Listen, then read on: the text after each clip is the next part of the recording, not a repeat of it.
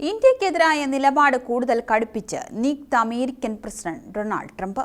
American ഉൽപ്പന്നങ്ങൾക്ക് ഉയർന്ന നികുതി ഈടാക്കുന്നത് തുടർന്നാൽ ഇന്ത്യക്കെതിരെ കൂടുതൽ നികുതി ചുമത്തുമെന്നാണ് ട്രംപിന്റെ ഏറ്റവും ഒടുവിലത്തെ പ്രഖ്യാപനം.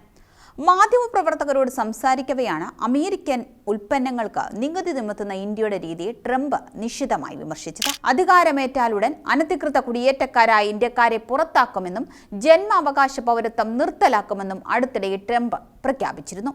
10,000-കണക്കിന് വരുന്ന ഇന്ത്യക്കാരെ ബാധിക്കുന്നതായിരുന്നു ഈ തീരുമാനങ്ങൾ.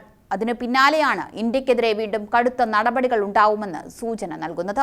ആദ്യ തവണ പ്രസിഡന്റായപ്പോൾ ഇന്ത്യയും പ്രധാനമന്ത്രി മോദിയുമായി നല്ല അടുപ്പത്തിലായിരുന്നു ട്രംപ്. ഇന്ത്യ ജനങ്ങൾക്ക് നികുതി ചുമത്തുകയാണെങ്കിൽ ഞങ്ങൾ അവർക്കും അതേ രീതിയിൽ നികുതി ചുമത്തും. ഇന്ത്യ 100% നികുതി ചുമത്തുകയാണെങ്കിൽ നമ്മൾ അവർക്ക് അതേ നികുതി തന്നെ ചുമത്തും. ഇന്ത്യക്കൊപ്പം ബ്രസീൽ ഉൾപ്പെടെയുള്ള ചില രാജ്യങ്ങളും കൂടുതൽ നികുതി ചുമത്തുന്നുണ്ട്. അവരോടും വിട്ടുവീഴ്ചയില്ല എന്നും ട്രംപ് വ്യക്തമാക്കി. പരസ്പരമുള്ള താരിഫുകൾ തന്റെ ഭരണകൂടത്തിന്റെ സാമ്പത്തിക നയങ്ങളുടെ ആണിക്കല്ലായിരിക്കുമെന്നും അദ്ദേഹം പറഞ്ഞു. ചൈന, മെക്സിക്കോ, കാനഡ എന്നീ രാജ്യങ്ങളുമായുള്ള വ്യാപാര തർക്കങ്ങളെക്കുറിച്ചും ട്രംപ് വ്യക്തമായ സൂചന നൽകിയിട്ടുണ്ട്. കാനഡയിൽ നിന്നും മെക്സിക്കോയിൽ നിന്നും ഇറക്കുമതി ചെയ്യുന്ന എല്ലാ ഉൽപ്പന്നങ്ങൾക്കും 25% നികുതി ചുമത്തിയേക്കുമെന്നും ട്രംപ് സൂചിപ്പിച്ചു. അമേരിക്കയിലേക്കുള്ള മയക്കുമരുന്ന് കടത്തും കുടിയേറ്റവും ഇല്ലാതാക്കാനുള്ള ശക്തമായ നടപടികൾ ഇരു രാജ്യങ്ങളും സ്വീകരിക്കണമെന്നത് ട്രംപിന്റെ നേരത്തെയുള്ള ആവശ്യമാണ്. ഇല്ലെങ്കിൽ ശക്തമായ നടപടികൾ ഉണ്ടാവുമെന്നും സൂചന നൽകിയിരുന്നു. ട്രംപ് ഭീഷണി ആവർത്തിച്ചതോടെ അതിർത്തി സുരക്ഷ വർദ്ധിപ്പിക്കാനുള്ള നീക്കങ്ങൾ കാനഡയും തുടങ്ങിയിട്ടുണ്ട്.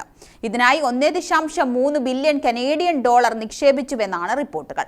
മയക്കുമരുന്ന് കടത്ത് തടയാനായി അമേരിക്കയിലേക്ക് കയറ്റുമതി ചെയ്യുന്ന ഉൽപ്പന്നങ്ങൾക്ക് കർശന പരിശോധനയ്ക്ക് വിധേയമാക്കാനും തീരുമാനിച്ചിട്ടുണ്ട്.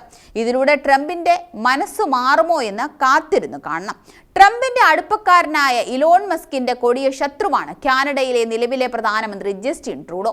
ഇത് ഇരു രാജ്യങ്ങളും തമ്മിലുള്ള ബന്ധങ്ങൾ കാര്യമായി പ്രതിഫലിക്കുമെന്നാണ് കരുതുന്നത്.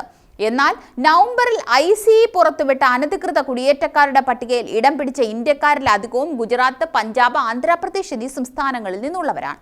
നിയമം കർശനമായി നടപ്പിലാക്കുകയാണെങ്കിൽ ഇവരെ ഇന്ത്യയിലേക്ക് തിരിച്ചയക്കും. തങ്ങളുടെ പൗരനെന്ന് വിശ്വസിക്കപ്പെടുന്നവരെ സ്വീകരിക്കാൻ വിദേശ സർക്കാരുകൾ ഉചിതമായ നടപടി സ്വീകരിക്കുമെന്ന ICEയുടെ പ്രസ്താവനയോടെ തന്നെ ഇരുവരും നാട് കടത്തിയേക്കുമെന്ന് ഉറപ്പാണ് എന്നാണ് വിലയിരുത്തപ്പെടുന്നത്. ആവശ്യമായ രേഖകളില്ലാത്തവർ നേരത്തെ തന്നെ നിയമ നടപടികൾ നേരിട്ട് വരികയാണ്. കഴിഞ്ഞ 3 വർഷത്തിലേറെയായി കേസ് നടത്തി വരുന്നവരുമുണ്ട്.